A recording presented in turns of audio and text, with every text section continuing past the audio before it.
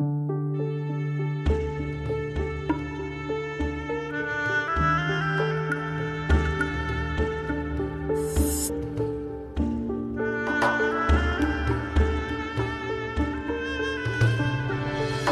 to you by Jiska Pharmaceuticals Limited.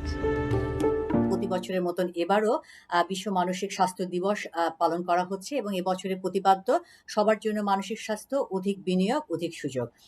এবারে কিন্তু আমরা একটু ভিন্ন প্রেক্ষাপটে মানসিক স্বাস্থ্য দিবসটি পালন করছি। আমরা সারা বিশ্বে এমন একটি অবস্থার মধ্যে যাচ্ছি করোনা কালীন সময়ের জন্য, যেখানে প্রতিনিয়তই এক ধরনের অনিশ্চয়তা রয়েছে, এক ধরনের আশঙ্কা রয়েছে, আমাদের স্বাস্থ্য ঝুঁকি রয়েছে, আমাদের এক ধরনের মৃত্যুর আশঙ্কার মধ্যে অনেকের মধ্যে রয়েছে। নানা জায়গায় এক ধরনের অর্থনৈতিক একটা সংকটের মধ্যে পড়ছে, কারণ অনেক কলকারখানা বন্ধ, প্রতিষ্ঠান বন্ধ, যার জন্য অনেকে চাকরি হারাবার আশঙ্কা করছে, অনেকের বেতন কমিয়ে দেওয়া হচ্ছে। কাজে এই যে অর্থনৈতিকভাবে এক ধরনের অনিরাপত্তা বা অনিশ্চয়তা, সেটাও কিন্তু আমাদের মানসিক চাপ তৈরি করছে। এবং সার্বিকভাবে আমাদের যে মানসিকভাবে ভালো রাখার অন্যতম একটা নির্ধারক, যেটা মানুষের সাথে মানুষের সংযোগ, সেটাও কিন্তু সামাজিক ডিস্ট্যান্সের কারণে আমরা ঠিক সেভাবে অন্যের সাথে স্বতঃস্ফূর্তভাবে কিন্তু আমরা ঠিকভাবে মেলামেশা করতে পারছি না। সেটা সবকিছু মিলে এই সামগ্রিক পরিপ্রেক্ষিতে কিন্তু আমাদের একটা চোখে আঙ্গুল দিয়ে দেখিয়েছে যে আমাদের মানসিক স্বাস্থ্যটি কত গুরুত্বপূর্ণ।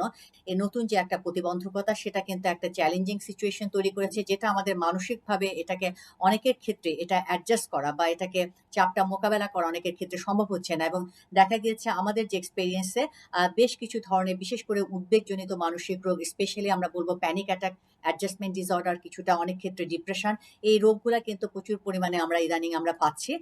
এছাড়া আমাদের যারা জটিল মানসিক রোগে আক্রান্ত, যেমন সিজোফ্রেনিয়া, বাইপোলার মুড ডিসঅর্ডার, সেই রোগের ব্যক্তিরাও কিন্তু আগের চেয়ে হলো অনেক বেশি আসলে এক ধরনের আইসোলেটেড হয়ে গেছে।